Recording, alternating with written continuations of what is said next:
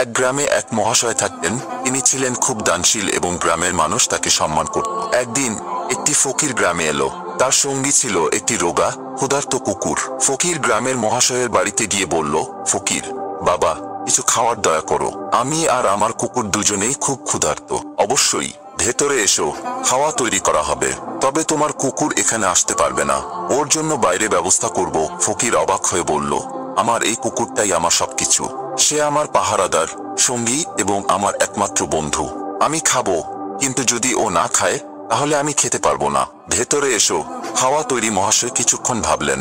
তিনি বুঝলেন এই ফকির তার কুকুরের প্রতি কতটা ভালোবাসা রাখে।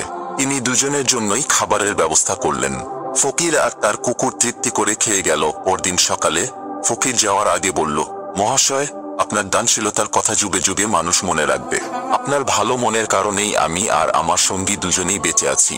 মহাশয় হাসলেন এবং বললেন, মহাশয়, তুমি আমাকে একটা শিক্ষা দিয়েছ, প্রাণীর প্রতি দয়া করাও একটি বড় গুণ। ভালো থেকো। গল্পটি আমাদের শেখায় মানুষের পাশাপাশি পশু পাখির প্রতি দয়া ও ভালোবাসা দেখানোও মহান গুণ। সকল জীবের প্রতি ভালোবাসা ও দয়া করলে সমাজ আরো সুন্দর হয়ে উঠবে। মনে রাখবেন, দয়া ছোট একটি কাজ হলেও এর প্রভাব বিশাল।